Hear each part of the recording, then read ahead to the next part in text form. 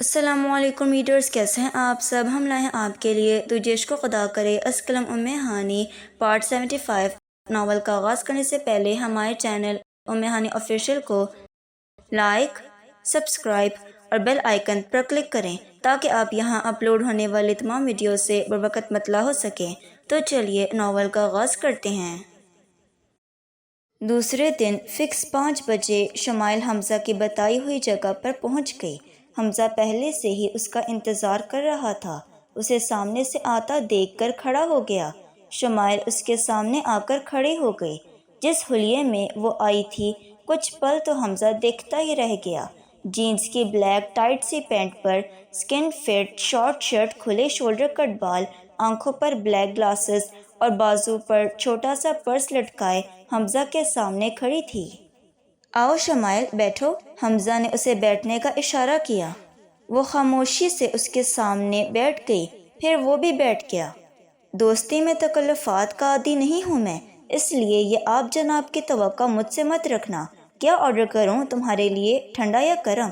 حمزہ نے اس سے مسکرا کر پوچھا، مگر وہ خاموش ہی رہی۔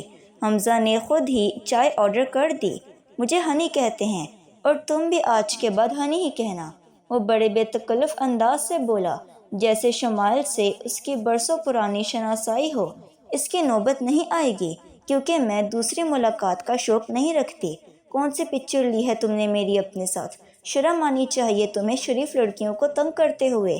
شمائل کی بات پر حمزہ نے دوبارہ شمائل کو غور سے سر سے پاؤں تک دیکھا اور اپنے ابرو چڑھا کر بڑی حیرت سے بولا، oh my god Sharif! Skin fit without sleeves short shirt میں دوپٹے کے نام پر یہ چھوٹا سا مفلر پہنے ہوئے مس شریف، سامنے سے جب تم چل کر آ رہی تھی میرے ساتھ ساتھ یہاں موجود ہر ایک کی نظر تم پر تھی۔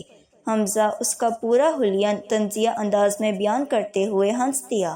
How dare you, it's my personal کہ میں کیا پہنتی اوڑھتی ہوں۔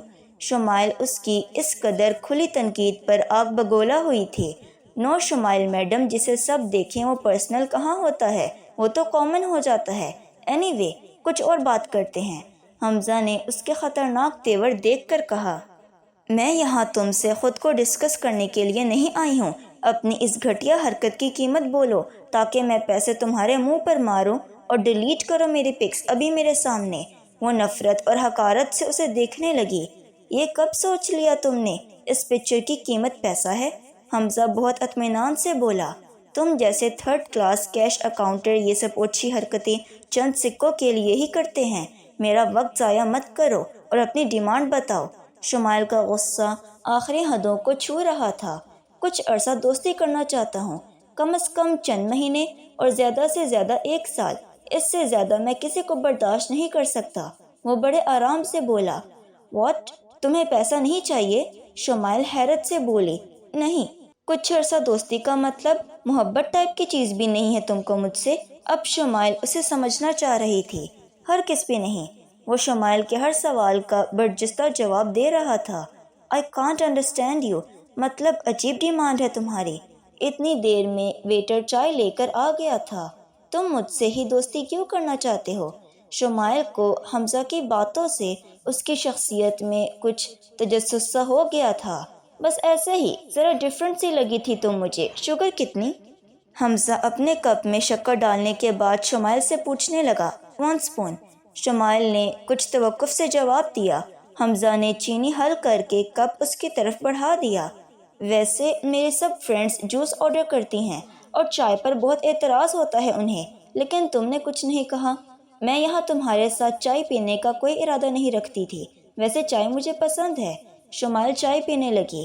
تمہاری اور کتنی فرینڈز ہیں؟ شمائل اب ایزیلی اس سے بات کر رہی تھی۔ بے شمار، گنتی یاد نہیں ہے مجھے، حمزہ سوچتے ہوئے بولا۔ شمائل نے ایک نظر میں حمزہ کا تفصیلی جائزہ لیا۔ اچھا خاصا گڈ لکنگ سا لڑکا تھا۔ اس کے بے شمار دوستوں کا ہونا کوئی بڑی بات نہیں تھی۔ ہر لڑکی جیسا بوائے فرینڈ پسند کرتی تھی وہ ساری خوبیاں اس میں موجود تھیں۔ اوکے ٹھیک ہے، میں سوچوں گی تمہارے اس آفر کے بارے میں۔ تم پلیز میری وہ پک ڈیلیٹ کر دو۔ شمائل کا لہجہ اب بدل چکا تھا۔ سختی اور روکھے پن کی جگہ نرمی نے لے لی تھی۔ نہیں، سوچنے کا کام میرا تھا اور وہ میں سوچ چکا ہوں۔ بے فکر رہو، دوستی سے آگے نہیں بڑھوں گا، لیکن دوستی اپنے حساب سے نبھاؤں گا۔ حمزہ چائے کا سپ لیتے ہوئے بولا، اور اگر تم پرومس کر لو کہ بنا تنگ کیے کچھ وقت میرے ساتھ گزار لیا کرو گی تو میں ابھی ڈیلیٹ کر دیتا ہوں تمہارے پکس۔ حمزہ نے کہا، اوکے، پر میں زیادہ ملاقاتیں نہیں کر سکتی، میرے فادر اسٹرکٹ ہیں۔ شمائل نے کچھ توقف کے بعد حامی بھر لی۔ ٹھیک ہے، فون پر بات تو کر سکتی ہو، حمزہ نے دوسرا آپشن بتایا۔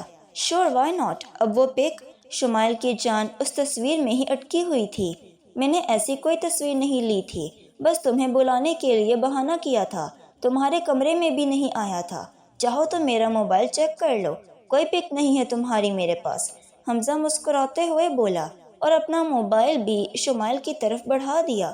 اصولاً شمائل کو غصہ آنا چاہیے تھا، مگر وہ بھی ہنستی۔ اس نے اپنا نمبر حمزہ کو دے دیا۔ حمزہ نے وہی پرفیوم پھر سے اسے دیا۔ میرے خیال میں اب تمہیں اعتراض نہیں ہونا چاہیے۔ شمائل نے بھی مسکراہٹ کے ساتھ وہ رکھ لیا۔ چائے پینے کے بعد وہ وہاں سے چلی گئی۔ حمزہ نے گہری سانس بھری۔ تو بس صرف اتنی ہی شرافت تھی؟ 1 مہینے میں ہی تم مسکراتے ہوئے وہی تحفہ لے جا رہی ہو جو کبھی تم میرے منہ پر مار کر گئی تھی۔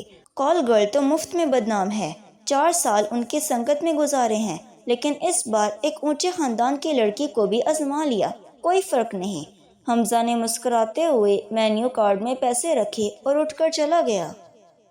عمیر کے پاس وہ عورت اب ہفتے میں 2 یا 3 دفعہ بہانے سے آنے لگی، کبھی اپنا خریدا ہوا جوتا چینج کروانے، کبھی نیا لینے۔ عمیر سے بے تکلف ہونے کی کوشش کرتی، کبھی پیسے کم کروانے کے لیے لمبی بحث کرتی، مگر آج تو حد ہی ہو گئی۔ وہ دکان سے اٹھنے کا نام ہی نہیں لے رہی تھی، ریٹ پر بحث کیے جا رہی تھی۔ کافی دکانیں بند ہو چکی تھیں، اس کا ملازم بھی جا چکا تھا۔ عمیر نے بھی ہاتھ جوڑ کر اسے باہر نکالا۔ اتنی رات ہو گئی، مجھے تو اندازہ ہی نہیں ہوا، اس وقت تو کوئی رکشہ بھی نہیں ملے گا، آپ پلیز مجھے گھر تک چھوڑ دیں۔ وہ عمیر سے کہنے لگی، آپ ہوش میں تو ہیں محترمہ، یہ سب میری ذمہ داری نہیں ہے۔ وہ پہلے ہی اس سے عاجز آ چکا تھا۔ سامنے سے ایک خالی رکشے کو آتے دیکھا تو اسے روک کر اس عورت کو اشارہ کیا کہ جائے۔ 3 دن عزیر نے کیسے گزارے تھے وہی جانتا تھا۔ چوتھے دن وہ شام کو ہی ہادیہ کو لینے پہنچ گیا، جس کی وجہ سے ہادیہ منہ پھولائے اپنے کمرے میں ہی بیٹھی رہی، عزیر کے سامنے بھی نہیں گئی۔ امی نے بھی اسے سمجھایا، مگر وہ کہاں سننے والی تھی۔ امی، وہ رات کو بھی تو آ سکتے تھے، یہ تو کوئی بات نہیں ہوئی، ابھی تو بابا بھی گھر نہیں آئے۔ ہادیہ کے اعتراضات ہی ختم نہیں ہو رہے تھے۔ اچھا بس بحث مت کرو اور تیار ہو جاؤ، پہلے ہی اپنے کام چھوڑ کر آیا ہے، نوکر نہیں ہے تمہارا جو تمہاری مرضی کے مطابق چلے۔ نفیسہ بیگم نے ہلکی سی سرزش کی، مگر ہادیہ سے کہاں یہ برداشت تھا کہ عزیر کی وجہ سے اسے ڈانٹ پڑے۔ وہ ہتے سے اکھڑ گئی۔ ہاں، اور میں تو جیسے اس کے حکم کے غلام ہوں نا، وہ جب جی چاہے آئے اور میں بس تیار ہو کر چل پڑوں۔ ہادیہ، نفیسہ بیگم نے اسے غصے سے جھاڑ دیا، ہر چیز کی ایک حد ہوتی ہے، کس قسم کی باتیں کرنے لگی ہو تم؟ ہو کیا گیا ہے تمہیں؟ مجھے تو ڈر لگنے لگا ہے کہ تمہاری یہی حرکتیں رہیں تو کیا عزت رہے گی ہماری تمہارے سسرال والوں کے سامنے۔ اگر وہاں سے کبھی تمہاری شکایت آئی یا عزمی سے تم نے کوئی بھی الٹی سیدھی بات کی تو یاد رکھنا یہاں کے دروازے تم پر کبھی نہیں کھلیں گے۔ اب اپنا موڈ ٹھیک کرو، کب سے وہ آ کر بیٹھا ہوا ہے، تم تو سلام تک کرنے نہیں گئی اسے۔ اپنی امی کی باتیں سن کر ہادیہ دنگ سی رہ گئی، یعنی اب اس شخص کی وجہ سے نوبت یہاں تک آ پہنچی ہے۔ اس سب میں بھی اسے سارا قصور عزیر کا لگ رہا تھا۔ رانیہ عزیر کے لیے چائے لے کر آئی تو فہد کی بھیجی ہوئی جیولری چوڑیاں رانیہ نے پہن رکھی تھیں۔ چونکہ عزیر اس وقت فہد کے ساتھ ہی تھا جب فہد نے خریدی تھیں، اس لیے رانیہ کو سب پہنے دیکھ کر مسکرا کر بولا، ارے واہ، تم نے سب کچھ پہن بھی لیا۔ ہاں تو اور کیا عزمی بھائی، جب کوئی اتنی محبت سے دے تو حق تو یہی ہے کہ اسے پہنا جائے۔ رانیہ نے لجاتے اور مسکراتے ہوئے کہا، پھر تو یہ بھی حق ہے کہ دینے والا اسے دیکھے بھی۔ عزیر نے اپنے موبائل پر رانیہ کی ایک تصویر کھینچ کر فہد کو سینڈ کر دی۔ دیکھنا ابھی کچھ ہی دیر میں اس کی کال آ جائے گی، عزیر نے رانیہ سے کہا، اور وہی ہوا۔ فون کی بیل کے ساتھ فہد کا نام سامنے آ گیا۔ ہیلو، ہاں تو کیسا لگا سرپرائز؟ عزیر نے فہد سے کہا، آپ ابھی وہیں ہیں خالہ کے گھر؟ ہاں، اور وہ سماج کی دیوار، وہ تو آپ کے پاس نہیں ہے۔ نہیں، صرف رانیہ اور رابعہ ہیں، بات کرو گے رانیہ سے؟ عزیر کی بات پر رانیہ ہاتھ کے اشارے سے منع کرنے لگی۔ کیوں نہیں عزیر بھائی، یہ بھی کوئی پوچھنے کی بات ہے؟ وہ پرجوش انداز میں بول رہا تھا، مگر رانیہ کو ڈر تھا کہیں کوئی آ نہ جائے، خاص کر کے ہادیہ۔ وہ ہاتھ کے اشارے سے منع کرنے لگی۔ عزیر نے اسے فون پکڑا دیا اور خود رابعہ سے بات کرنے لگا۔ رانیہ نے فون پکڑ لیا اور عزیر رابعہ کی طرف متوجہ ہو گیا۔ 2 دن پہلے اچھی کھچائی ہو رہی تھی تمہاری اپنی آپی سے، ہے نا؟ عزیر کی بات پر رابعہ حیران سی اسے دیکھنے لگی۔ عظمی بھائی، آپ کو کیسے پتا؟ وہ شرمندہ سی ہو کر پوچھنے لگی۔ فون سے آوازیں آ رہی تھیں۔ کس سبجیکٹ میں سب سے زیادہ پرابلم ہوتا ہے تمہیں؟ عزیر اب اس سے پوچھنے لگا۔ میتھس میں، زہر لگتا ہے مجھے، سمجھ میں نہیں آتا، اوپر سے گزر جاتا ہے سب کچھ۔ رابعہ کی اکتاہٹ صاف دکھائی دے رہی تھی۔ زہر لگتا ہے اسی لیے تو سمجھ نہیں آتا۔ کسی سبجیکٹ کو سر پر سوار کر لینے سے وہ ہمیشہ سر کے اوپر سے گزر جاتا ہے۔ اسے اپنا فیورٹ سبجیکٹ سمجھ کر، کوئی انٹرسٹنگ سا چیلنج سمجھ کر کرو گی تو سمجھ بھی آئے گا اور مزہ بھی۔ میری بات پر عمل کر کے دیکھنا، پھر بتانا کہ میتھس کیسا لگتا ہے۔ وہ بہت نرمی سے اسے سمجھا رہا تھا۔ کوشش کروں گی، رابعہ نے کہا۔ رابعہ سے ہی باتوں میں مصروف تھا جب رانیہ کا والیوم کسی بات پر اونچا ہوا تھا۔ یہ کیا بات ہوئی فہد؟ میں نے اتنے شوق سے سب پہنا اور آپ خوش ہونے کے بجائے یہ سنا رہے ہیں، کسی اوکیزن کے لیے رکھ لیتی۔ آپ کیا سمجھتے ہیں میں یوں ہی عام طور پر پہن کر پھینک دیتی ہوں؟ نہیں فہد، پچھلے 6 سالوں میں آپ کے دیے گئے سارے گفٹس بہت حفاظت سے میں نے سنبھال کر رکھے ہیں۔ آج تک کبھی کانچ کی ایک چوڑی بھی ٹوٹنے نہیں دی، لیکن آپ کی بھیجی ہوئی ہر چیز میں پہنتی ضرور ہوں، اس کے بعد سنبھال دیتی ہوں۔ اچھا آپ ہی نہ آ جائیں، اب میں فون رکھتی ہوں۔ رانیہ نے فون بند کر کے عزیر کو دے دیا۔ ایک عجیب سی چمک تھی رانیہ کے چہرے پر، ایک مدھم سی مسکراہٹ رانیہ کے چہرے پر آ کر ٹھہر سی گئی تھی۔ شاید فہد کی کسی بات پر وہ خوش تھی، اور ایک وہ ہے ایسے ہر جذبے کے احساس سے بالکل ناواقف۔ خود کیا اظہار کرنا ہے، کبھی مجھے بھی کچھ کہنے کا موقع نہیں دیا۔ عزیر کو یاد آ گیا کہ کچھ دن پہلے اس کے دیے ہوئے گفٹ کو کیسے لاپرواہی سے ہادیہ نے دراز میں رکھا تھا۔ کیا تھا جو ایک بار اسے پہن کر دکھا دیتی؟ نہ جانے وہ دن کب آئے گا جب میری کسی بات پر اس کے چہرے پر بھی مسکراہٹ سجنے لگے گی، دھنک کی طرح اس کا چہرہ بھی چمکنے لگے گا۔ میری لائی ہوئی چیزیں وہ شوق سے پہنے گی، مجھے اہمیت دے گی۔ عزیر کی شدت سے خواہش ہوئی کہ ہادیہ اس کے سامنے آ جائے۔ تمہاری آپی کہاں ہے رانیہ؟ اس کا پردہ تو نہیں ہے مجھ سے، 1-1.5 گھنٹے سے میں بیٹھا ہوں، وہ ایک دفعہ بھی نہیں آئی، عزیر نے رانیہ سے کہا۔ رانیہ ہادیہ کو بلانے چلی گئی۔ ابھی ہادیہ نے نفیسہ بیگم کی اچھی خاصی جھاڑ سنی تھی۔ اس پر رانیہ نے عزیر کے کہے جملے ایسے ہی سنا دیے جیسے اس نے اپنے منہ سے ادا کیے تھے۔ اس پر نفیسہ بیگم کی گھوری ہادیہ پر اور بڑھ گئی۔ دیکھ لیا، وہی ہوا جس کا ڈر تھا، اس نے بھی اس بات کو محسوس کیا ہے۔ اب یہ جو شکل پر 12 بجائے ہیں نا تم نے، اسے ٹھیک کرو اور بیٹھو اس کے پاس، نفیسہ بیگم نے تیوری چڑھا کر کہا۔ ہادیہ کو یہ سن کر آگ سی لگ گئی تھی۔ نہیں امی، وہ لینے آئے ہیں مجھے، میرے خیال میں مجھے جانا چاہیے، اور اگلی بار تب آؤں گی جب آپ سچ میں مجھ سے اداس ہوں، چاہے 6 مہینے ہی کیوں نہ گزر جائیں۔ آنکھوں میں آنسو لیے وہ اپنا برقع اور سکارف پہننے لگی، اسی سے اپنا نقاب کیا اور کمرے سے باہر نکل گئی۔ انہیں کیا ہوا ہے امی؟ رانیہ ہادیہ کا بگڑا ہوا رویہ دیکھ کر پوچھنے لگی۔ دماغ خراب ہے اس کا، ذرا سمجھا کیا دیا بس۔ نفیسہ بیگم بھی کافی برہم لگ رہی تھیں۔ عزیر کی چائے ابھی باقی تھی۔ وہ حاشر اور رابعہ سے باتوں میں مصروف تھا۔ جب ہادیہ اندر داخل ہوئی، اس کی تیاری دیکھ کر عزیر کو کچھ حیرت سی ہوئی۔ ابھی اس نے جانے کے لیے کہا بھی نہیں تھا۔ چلیں اب، ہادیہ نے بے رخی سے کہا۔ اتنی دیر میں رانیہ اور نفیسہ بیگم بھی آ گئیں۔ کچھ دیر بیٹھنا چاہو تو بیٹھ جاؤ، مجھے کوئی ایشو نہیں ہے، عزیر نے اس کے بگڑے ہوئے تیور دیکھ کر کہا۔ نہیں بہت بیٹھ لیا میں نے، اب چلیں۔ ہادیہ نے چور آنکھوں سے اپنی ماں کی طرف دیکھا۔ عزیر کو اس کا رویہ کچھ عجیب سا لگ رہا تھا۔ بیٹا اپنی امی اور صوفیہ کو بھی لے آتے، میرا بہت ملنے کو دل تھا، نفیسہ بیگم نے بات بدلتے ہوئے عزیر سے کہا۔ اگلی دفعہ لے آؤں گا، آپ آئیے گا نا گھر پر، رانیہ رابعہ سب کو لے کر۔ عزیر ان سے بات کرنے لگا۔ کیوں نہیں بیٹا، ضرور آئیں گے، بلکہ ایسا کرتے ہیں اتوار کو آپ سب لوگ یہاں آئیں، اکٹھے بیٹھ کر کھانا کھا لیں گے، ملاقات بھی ہو جائے گی اور مل بیٹھ بھی لیں گے۔ نفیسہ بیگم نے فوراً دعوت دے ڈالی۔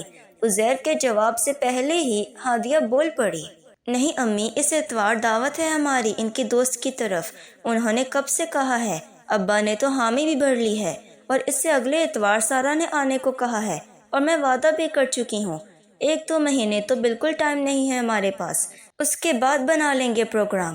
ہادیہ نے اپنی طرف سے پورے مہینے کی مصروفیت بتا دی۔ اب تو عزیر کو پکا یقین ہو گیا تھا کہ ضرور کوئی بات ہوئی ہے۔ نہیں خالہ، آپ لوگ پہلے ہیں، باقی سب بعد میں، سب سے پہلے آپ کے گھر ہی آئیں گے، میں ابا سے پوچھ کر آپ کو بتاؤں گا، عزیر نے انہیں تسلی دی۔ نفیسہ بیگم مسکرانے لگی اور ہادیہ کی جلن مزید بڑھ گئی۔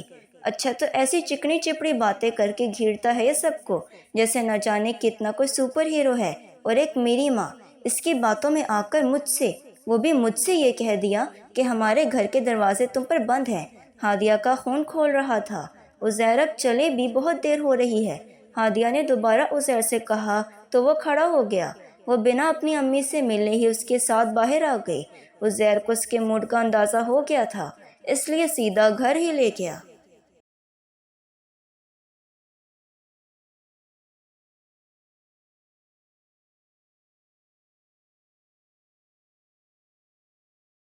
گھر کے اندر داخل ہوتے ہی عافیہ بیگم اور صفیہ نے بہت خوشی سے اس کا استقبال کیا، مگر اس نے سلام کا بس رکھا سا جواب دیا اور سیدھا اپنے کمرے میں چلی گئی۔ حالانکہ صفیہ کو لگا کہ ہادیہ اس کے پاس بیٹھے گی، اس سے باتیں کرے گی، اسے سب کے قصے سنائے گی، مگر اسے یوں بے رخی سے جاتا دیکھ کر چپ سی ہو گئی۔ عافیہ بیگم نے صفیہ کو اشارتاً یہی کہا کہ کچھ نہ بولے۔ یہ بات عزیر کو بھی محسوس ہوئی تھی۔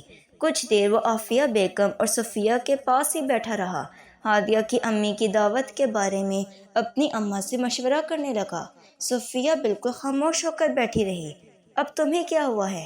عزیر سے اپنی بہن کی خاموشی اور اداس صورت دیکھی نہیں جا رہی تھی۔ کچھ نہیں بھائی، بس ایسے ہی، وہ زبردستی مسکرا دی۔ چلو اٹھو، تمہیں آئس کریم کھلا کر لاؤں، کافی دنوں سے تمہیں کہیں نہیں لے کر گیا، عزیر نے صفیہ سے کہا۔ نہیں بھائی، رہنے دیں، آپ کو تو پتہ ہے ایسے موسم میں آئس کریم کھانے سے مجھے فلو ہو جاتا ہے۔ اس کا دل اداس سا ہو گیا تھا۔ کب سے وہ ہادیہ کا انتظار کر رہی تھی، اور وہ آئی بھی تو روکھے سے رویے کے ساتھ۔ جاؤ اور تیار ہو کر آؤ، دوسری کوئی بات نہیں سنوں گا میں، عزیر نے حتمی انداز سے کہا تو صفیہ اندر چلی گئی۔ کیا بات ہے عزیر، تم نے کچھ کہا ہے ہادیہ کو؟ ایسا رویہ تو کبھی نہیں کیا اس نے، عافیہ بیگم نے اس سے پوچھا۔ وجہ تو وہ بھی نہیں جانتا تھا، مگر بہانہ کر گیا۔ ہاں اماں، وہ اور رہنا چاہتی تھی اپنے میکے، میں نے منع کر دیا، اس لیے فی الحال آپ اس کو اس کے حال پہ چھوڑ دیں۔ عزیر نے ساری بات خود پر لے لی تھی۔ تو رہنے دیتے بیٹا، 1-2 دن سے کیا فرق پڑنا تھا، بچی ہے، اپنا گھر بہن بھائی چھوڑ کر آئی ہے، اگر نہیں آنا چاہتی تھی تو کیوں زبردستی لائے ہو؟ عافیہ بیگم اسے سمجھانے لگی۔ ابا نے 3 دن کی ہی اجازت دی تھی اماں، اور یہ بات وہ بھی اچھی طرح جانتی تھی، خام خواہ کا ایٹیٹیوڈ تھوڑی دیکھوں گا اس کا، آ کر دماغ درست کرتا ہوں۔ عزیر کو ہادیہ کے رویے پر رہ رہ کر غصہ آ رہا تھا۔ عافیہ بیگم نے اس کے ارادے دیکھ کر فوراً ٹوک دیا، ارے کوئی ضرورت نہیں ہے اسے کچھ کہنے کی، ابھی دن ہی کتنے ہوئے ہیں تمہاری شادی کو، غلط غلط ہی ہوتا ہے اماں، اور ابھی سے غلط نہیں بتاؤں گا تو بعد میں بھی نہیں سنے گی، بس آپ کو ضرورت نہیں ہے اس کی غلط بات پر حمایت کرنے کی، ابھی آپ کے سامنے ایسا کیا ہے، کل کو اگر ابا کے سامنے یوں کرے گی تو آپ کو پتہ ہے نا ابا کا۔ عزیر کافی سنجیدگی سے بات کر رہا تھا اور نہیں چاہتا تھا کہ اقبال صاحب کو ایسا کوئی بھی موقع ملے۔ وہ بے شک عزیر سے بدلہ لینے کی خاطر ہی صحیح، لیکن اقبال صاحب کے دل کو جیت رہی تھی۔ عزیر کے لیے یہ بہت بڑی بات تھی۔ ہادیہ کو بھی جان بوجھ کر سناتا تھا کہ ابا سے کچھ مت کہنا، تاکہ وہ ہر بات ان سے کیا کرے۔ جتنا وہ ابا کے دل میں گھر کر جائے گی، اتنا ہی عزیر کو اپنے مقصد میں کامیابی مل جاتی۔ لیکن جیسا رویہ ہادیہ نے ابھی عافیہ بیگم اور صفیہ سے بڑھتا تھا، اسے افسوس کے ساتھ ساتھ غصہ بھی آ رہا تھا۔ صفیہ برقع اوڑھے باہر آ گئی۔ وہ اسے باہر لے گیا، آئس کریم بھی کھلائی اور چاکلیٹس بھی لے دیں۔ اب کافی حد تک صفیہ کا موڈ بحال ہو چکا تھا۔ واپس آ کر عزیر اپنے کمرے میں چلا گیا۔ کمرے کی لائٹس آف تھیں۔ عزیر نے بٹن پر ہاتھ مارا، ساری لائٹس جل پڑیں۔ ہادیہ بیڈ پر سو رہی تھی۔ بیگ ویسے ہی بیڈ پر جوں کا توں پڑا ہوا تھا، چوڑیاں پورے ڈریسنگ پر بکھری پڑی تھیں۔ عزیر نے جا کر اسے شانے سے ہلا کر اٹھایا۔ وہ شاید سو نہیں رہی تھی، ویسے ہی آنکھیں بند کیے لیٹی تھی۔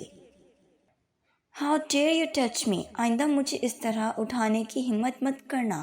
وہ پہلے سے ہی بپھری پڑی تھی، ہر بات کا قصوروار عزیر کو ہی سمجھ رہی تھی، اس لیے چلا کر بولی، آہستہ آواز میں بات کرو مجھ سے، اور آرڈر کس پر چلا رہے ہو تم؟ لو کر لیا تمہیں ٹچ، کیا کرو گی تم؟ عزیر اس کے پاس ہی بیٹھ گیا تھا، اس کے دونوں بازوؤں سے اسے پکڑ لیا۔ چھوڑو مجھے، آئی ول۔ چپ، دھیمی رکھو آواز اپنی۔ تم اگر یہ سوچ رہی ہو کہ میں تمہاری ہر بدتمیزی کو برداشت کروں گا، بالکل غلط سمجھ رہی ہو۔ سوال ہی پیدا نہیں ہوتا مسز کہ عزیر احمد تمہیں تمہاری کوتاہیوں پر بخشے گا۔ یہ ایٹیٹیوڈ کسی اور کو دکھانا سمجھی؟ عزیر احمد ہوں میں، اور یہ تم اچھی طرح جانتی ہو۔ میں نے تو اس وقت تمہاری غلط بات برداشت نہیں کی جب تم سے میرا کوئی تعلق نہیں تھا۔ اب کیا کروں گا؟ اب تو بیوی ہو تم میری، ایسا سیدھا کروں گا تمہیں کہ یاد کرو گی۔ ہادیہ اس کی سرخ آنکھوں کو دیکھ کر گھبرائی تھی۔ عزیر نے اپنی بات اسی انداز سے جاری رکھی، مجھے نہیں معلوم تمہارا موڈ کس وجہ سے خراب ہے، اور میں جاننا چاہتا بھی نہیں ہوں۔ تمہارا میرے ساتھ جو ایشو ہے اس کا اظہار تم مجھ سے صرف اس بند کمرے میں کرو گی، سمجھی؟ اماں اور صفیہ نے تمہیں کچھ نہیں کہا، ان کے ساتھ ویسے ہی رہو جیسے روز رہتی ہو۔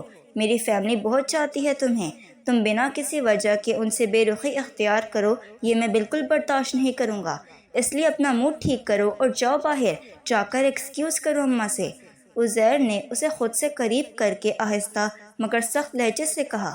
ہادیہ کا دل چاہا پھوٹ پھوٹ کر رونے لگے۔ نہ میرے گھر والے مجھے پہلے جیسی اہمیت دینے کو تیار، اور نہ یہ شخص اپنے رویے کو بدلنے پر راضی ہے۔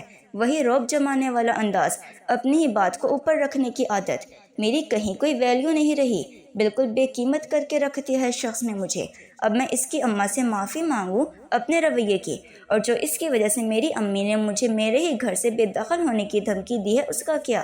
عزیر احمد تم آئے ہی کیوں میری زندگی میں؟ ہر خوشی تم نے مجھ سے چھین لی ہے، میری بادشاہت، میری اہمیت، سب کچھ۔ ہادیہ نے اپنی سلگتی ہوئی سوچ کے ساتھ ایک درشتگی سی نظر عزیر پر ڈالی جو اب بھی اسے گھور رہا تھا۔ ہادیہ کا خون جل کر رہ گیا۔ عزیر نے اسے جھٹکے سے چھوڑ دیا۔ وہ کچھ دیر اسے ناگواری سے دیکھتی رہی، نہ جانے کیوں اس کی گھورتی آنکھوں سے وہ کچھ خوفزدہ سی ہو گئی تھی، چاہ کر بھی وہ اس کی مخالفت نہیں کر سکتی تھی۔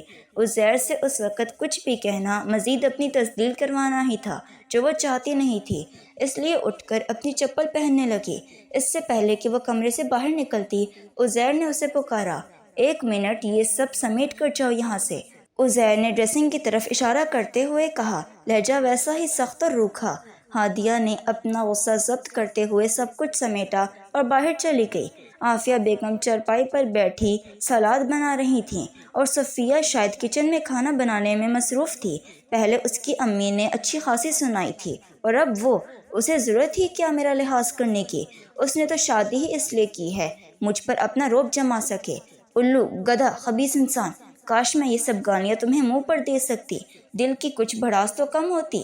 خیر، میں کون سا بخشوں گی تمہیں، ذرا موقع ملنے دو، ابا سے وہ کھچائی کرواؤں گی کہ یاد کرو گے۔ اپنا غصہ ضبط کرتے ہوئے چارپائی پر جا کر بیٹھ گئی، نظریں چراتے ہوئے عافیہ بیگم کو دیکھنے لگی کہ معافی کیسے مانگے۔ کیا بات ہے بیٹا، طبیعت تو ٹھیک ہے تمہاری؟ عافیہ بیگم نے اسے وہاں بیٹھا دیکھ کر پوچھا۔ ہاں ٹھیک ہے، بلکہ نہیں اماں، میری طبیعت بالکل بھی ٹھیک نہیں ہے، سر میں بہت درد ہے، اس لیے سیدھا کمرے میں چلی گئی تھی۔ آپ کو لگا کہ شاید میرا موڈ آف ہے، آئی ایم سوری۔ ہادیہ نے یہی بہانہ مناسب سمجھا، ورنہ کیا بتاتی اپنے رویے کی وجہ۔ ارے سوری کیوں کر رہی ہو، آؤ میرے پاس۔ انہوں نے سلاد کی پلیٹ سائڈ پر رکھ کر اسے گلے لگا لیا۔ سر میں درد تھا تو بتانا تھا نا بیٹا، عافیہ بیگم نے پوچھا۔ ہادیہ سیدھی ہو کر بیٹھ گئی۔ لاؤ میں سر دبا دوں تمہارا، عافیہ بیگم نے اپنائیت اور پیار سے کہا۔ صفیہ، سر درد کی گولی لے کر آؤ، اور ایک کپ چائے بنا کر دو، تمہاری بھابھی کے سر میں بہت درد ہے، عافیہ بیگم نے صفیہ سے کہا۔ وہ گولی لے کر باہر آئی۔ کیا ہوا بھابھی، کیا بہت درد ہے؟ صفیہ نے نرمی سے پوچھا۔ درد کی گولی ہادیہ نے لے کر کھا لی۔ چائے بنا دوں آپ کے لیے؟ صفیہ نے فکر مندی سے پوچھا۔ کچھ دیر پہلے ہادیہ کا رویہ صفیہ بھول چکی تھی۔ نہیں، میڈیسن کھائی ہے، ٹھیک ہو جائے گا، تم بس بیٹھ جاؤ یہیں پر میرے پاس، ہادیہ نے صفیہ سے کہا، کچھ نادم سی بھی ہو رہی تھی۔ آؤ بیٹا لیٹو ادھر، میں تمہارا سر دبا دوں، عافیہ بیگم نے بڑی شفقت سے کہا۔ نہیں اماں، اچھا نہیں لگتا۔ ہادیہ کو کچھ عجیب سا لگا۔ کیوں اچھا نہیں لگتا؟ میں تمہاری اماں نہیں ہوں کیا؟ عافیہ بیگم نے پیار سے پوچھا۔ ہیں؟ کیوں نہیں ہے اماں؟ تو پھر لیٹو ادھر۔ انہوں نے اپنی گود کی طرف اشارہ کیا۔ ہادیہ خاموشی سے لیٹ گئی۔ عافیہ بیگم اس کا سر دبانے لگی۔ اس کے سر میں درد تو نہیں تھا، اس وقت اسے یہی بہانہ سوجھا تھا، لیکن اب ہادیہ کو سچ میں افسوس ہو رہا تھا۔ اس کی بے رخی اور بدتمیزی کا جواب بھی اسے پیار اور توجہ سے مل رہا تھا، ورنہ وہ بھی ناراضگی اور بے رخی دکھا سکتی تھی۔ آنکھیں بند کیے وہ لیٹی رہی۔ اسے خبر بھی نہیں ہوئی کہ کب اس کی آنکھ لگ گئی۔ عزیر باہر صحن میں آیا تو ہادیہ عافیہ بیگم کی گود میں سر رکھے سو رہی تھی اور وہ اس کا سر دبا رہی تھی۔ کیا ہوا اسے؟ عزیر نے عافیہ بیگم سے پوچھا۔ آہستہ بولو، سر میں درد ہے اس کے، بڑی مشکل سے ابھی سوئی ہے، اور تم کہاں کی تیاری میں ہو؟ عافیہ بیگم نے اسے تیار دیکھ کر پوچھا۔ ایسے ہی نوید کی طرف جا رہا ہوں، کھانے سے پہلے آ جاؤں گا۔ وہ بائک باہر نکالنے لگا۔ کتنی بڑی ڈرامے باز ہے یہ لڑکی، ابھی تک تو کوئی سر درد نہیں تھا، باہر آتے ہی سر درد شروع ہو گیا۔ وہ تو ہونا ہی تھا تاکہ معافی نہ مانگنی پڑ جائے اپنی غلطی کی، ضدی اڑیل۔ وہ اسے سوتا دیکھ کر دل ہی دل میں پیچ و تاب کھاتا باہر چلا گیا۔ جی تو ریڈرز، کیسی لگی آپ کو آج کے ایپیسوڈ؟ یہ ناول آپ کو کیسا لگ رہا ہے؟ اپنی رائے ضرور دیا کریں۔